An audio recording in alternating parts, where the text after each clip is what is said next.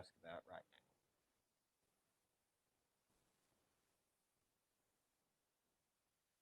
Cool. All right, I believe I got us up to chapter 11 in Alice's Adventures in Wonderland last time. This is, in my opinion,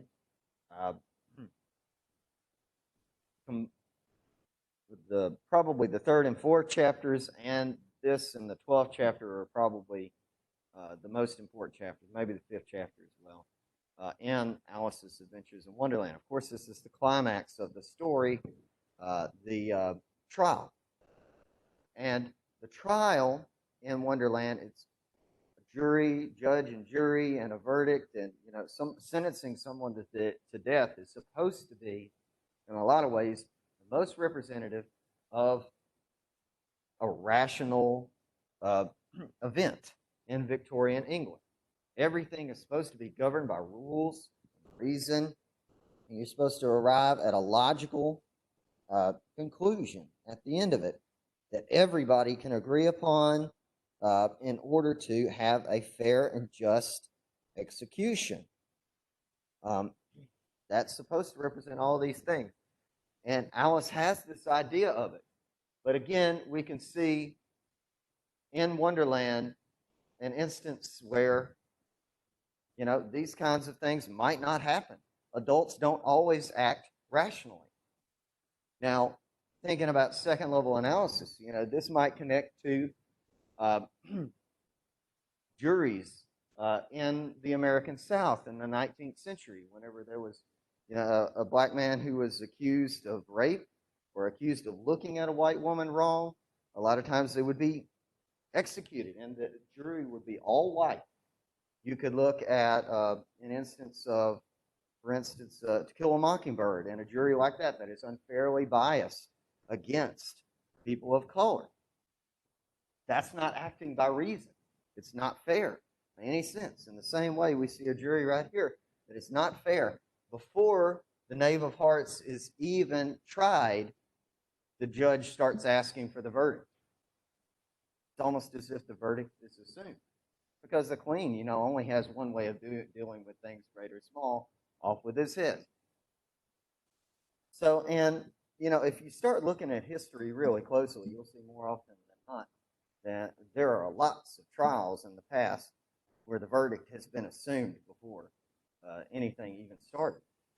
So, on the surface of things, trials are supposed to represent reason, but do they always? In this case, certainly not. But Alice also doesn't take it seriously. At the beginning, she starts thinking about dessert when she sees the tray of tarts sitting in front of everybody. Alice has never been in a court of justice before. Of course, she's just a kid. But she's read about them and has her own idea of how they should be. And so she starts noticing in this court various things that represent that. But as she goes along, she'll begin to see that all of her expectations are upended.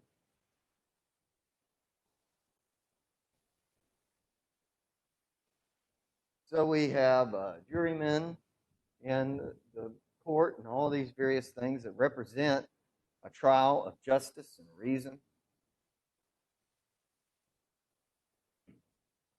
And Alice again declares sense among nonsense. This is kind of her role in this work right here. She declares sense among nonsense. The characters are writing down their names before they forget them. So jurymen are supposed to be logical and reasonable adults that can judge and make a fair decision. But they can't even remember their own names. Stupid things, Alice declares. And the jurors don't even know what to write on their slates. Stupid things is what they write. She says they'll muddle their slates before the trial's over.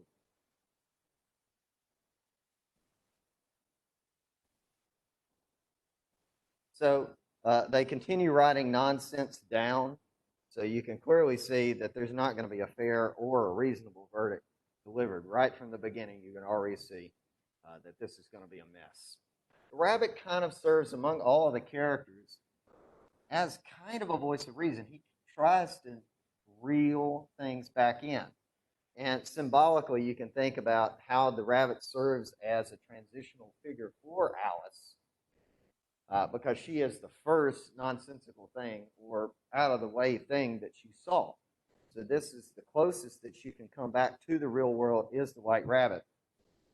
You might read into that various ways. I mean, one way to read of it is oftentimes when we see a rabbit, we associate that with springtime. A lot of times we associate rabbits with sexual imagery and things such as that. So at 9 years old, she's starting to be on the cusp of puberty and sexual maturity.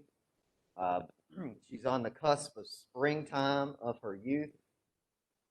She's on the cusp of adolescence. So the white rabbit going down the hole could represent all of these things and how irrational the sexual changes that go over in our body can be. That might be one way to read the story. But the rabbit also is that voice of reason here. Every now and again, he brings people back into the fold. So he's the bailiff, and the king says, "Consider your verdict," the king said to the jury. And the rabbit says, "No, not yet. There's a great deal to come before that." Serves as kind of a voice of reason, somewhere like an intermediary between Alice and the rest of these characters. So we have a great lack of decorum. Mad Hatter comes in, and the king constantly keeps the Mad Hatter from giving any sense in his responses, as if he would have any sense of it anyway. The king upsets him, threatens to take off his head. The king always jumps to conclusions before reasoning things out. The queen does this as well. So, I mean, if you look at a criticism of the queen in the work, I think it might be important to also look at the king, because some people look at this work and they say that the work is unfairly criticizing women in particular, but then you look at the king, and the king is criticized as well in much the same terms. He's anger. He's quick to become angry. He's quick to jump to conclusions in much the same way as the queen. Another way to look at it is that ultimately, perhaps the king represents a man who is subservient to a woman. Maybe it's criticizing people like that. That's another way to look at it. That might not be as favorable to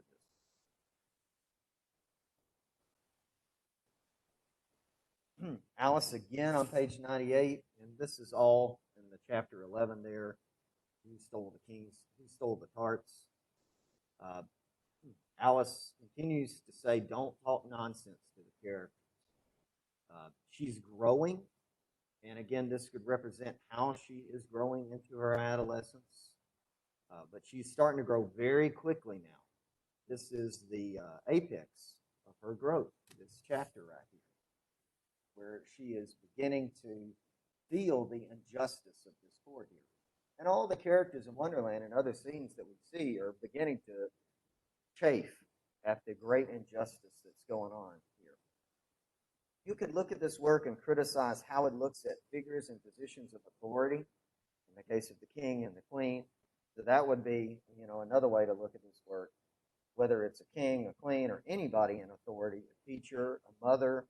This work seems to look at figures in authority and begins to question, should those people be respected? Should those people be in the place that they are? Do they deserve to be there?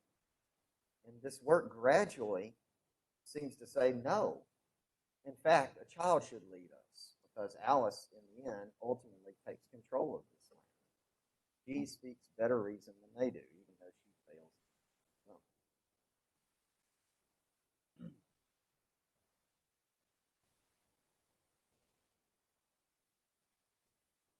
So, I mean, I'll leave it up to you to continuously look at examples from this court. There's supposed to be evidence, there's supposed to be witnesses, they're supposed to present their ideas logically and reasonably without the judge inserting his opinion, but continuously, all of these things are up.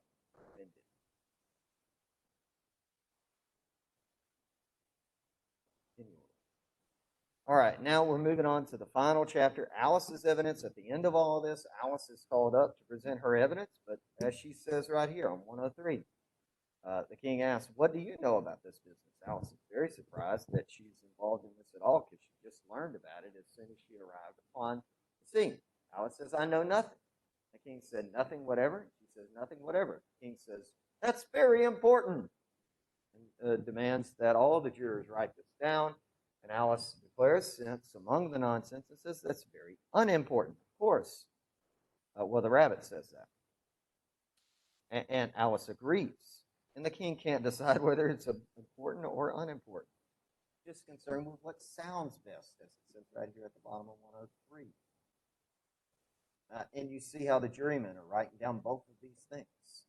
And Alice thinks it doesn't matter a bit because there's no sense in this court.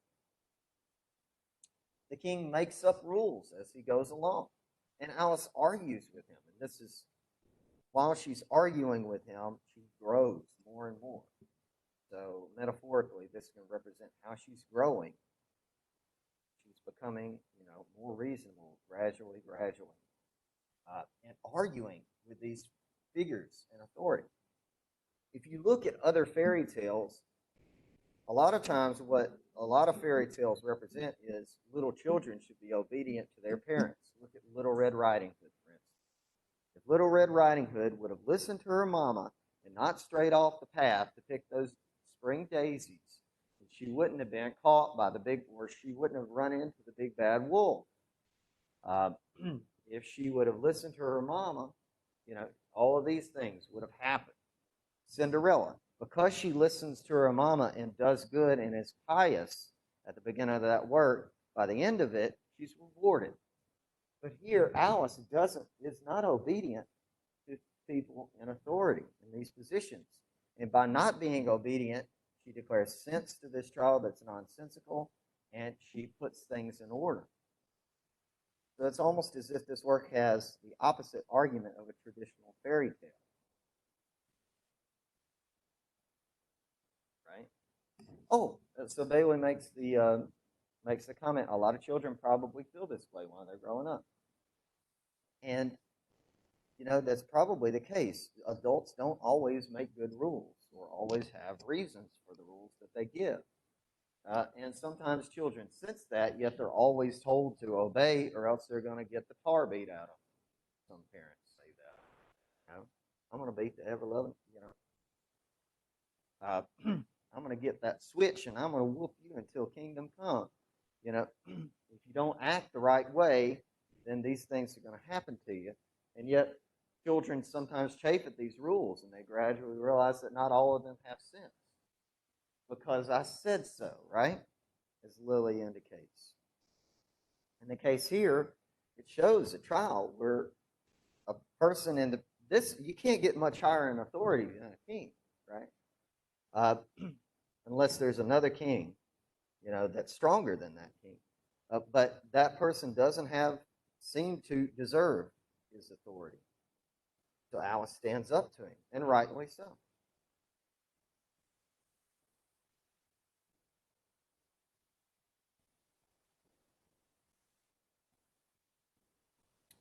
So Alice doesn't believe there's an atom of meaning in any of these things. True. As we move forward quickly toward the end of the scene there, 107, Alice says, "Stuff and nonsense." The idea, the queen wants to give the sentence first and the verdict afterward. It doesn't matter whether he's guilty or not guilty. The queen is only concerned with chopping off his head. Alice says, "The idea of having the sentence first, stuff and nonsense." So she declares order.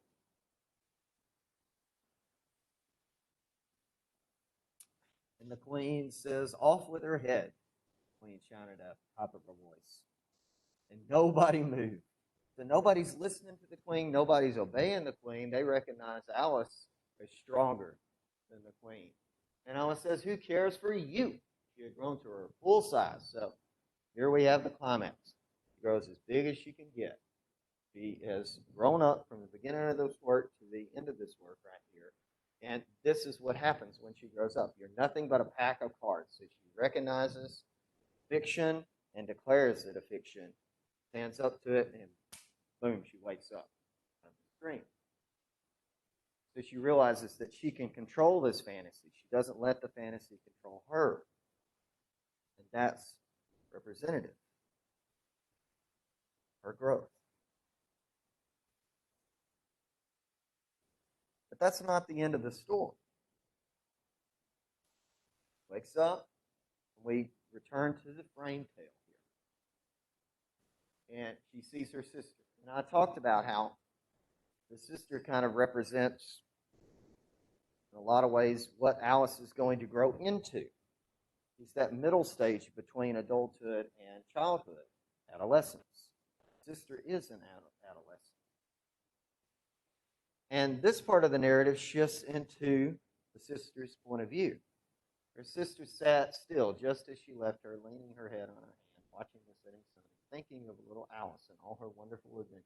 Well, she too began dreaming after a fashion. This was her dream. So we have another dream. Okay? Alice just had a dream. She woke up and tells her sister about the dream, how wonderful it was, and she imparts that dream to the sister.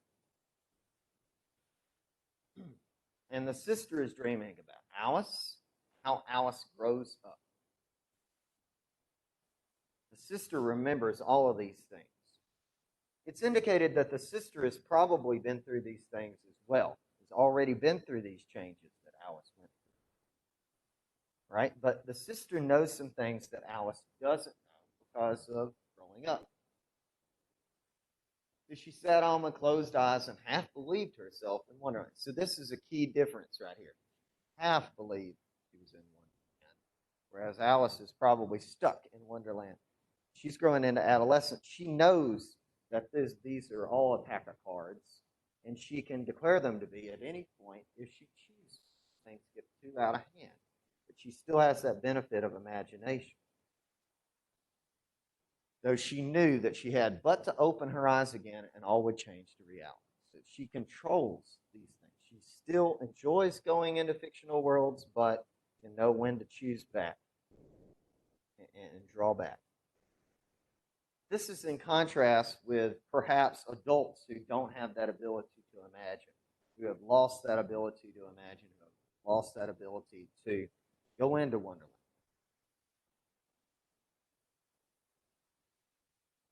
And down here, we have a picture of how her sister imagines little Alice is going to grow up. After time, she's going to be a grown woman. Notice how this grown woman is set in stark contrast to the other grown women in the narrative. How she would keep through all her riper years the simple and loving heart of her childhood. So it's almost as if this is one of the main messages of the work right here, and it's presented positively. How should a woman conduct herself when she grows up? Keep that simple and loving heart. Keep that ability to imagine. Impart beautiful fictional tales to younger children. Entertain them. Make their bright eyes eager with many a strange tale, perhaps even with the dream of Wonderland long ago, how she would feel with all their simple sorrows, find a pleasure in all their simple joys. The emphasis on the word simple. 3 times in this paragraph here. It's almost, you could compare that to Silas Marner and how simple or simplicity is presented as more positive than what people think are the complexities of adulthood. Remembering her own child life and happy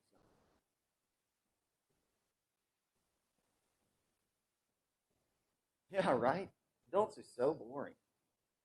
Why do adults have to be so boring? Why does adult life have to be so boring?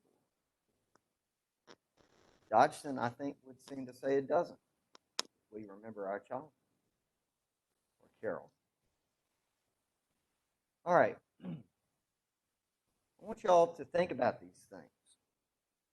I'm going to spend the rest of the class period kind of going toward research essay. What do you have to contribute to this discussion? I want you to save it for next time. But you can go ahead and write it down now if I've started you thinking about something.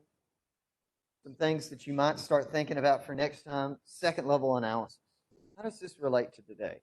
How could this relate to today? Can you think of moments when we delve into Wonderland? Is it the smartphone? Is it the video games, Minecraft, or whatever? Is that your Wonderland today? Are there moments when we need to separate out of that Wonderland? Are there negative effects of that one? Do we need to sometimes be able to declare reality? What are different types of Wonderlands that we can see today? Think about adults today versus children today. Think about sense and nonsense and these figures and authority. All of these different themes that I've been bringing up. How can you relate that today? How can you relate that to your personal life? What's the thematic statement of this work? What are some passages I might not have brought up? All right, so be ready next time to kind of key in on that. We'll have more of a student-centered discussion. The rest of the class, I'm going to start looking forward to our final analytical essay with research. Now, of course, you're going to submit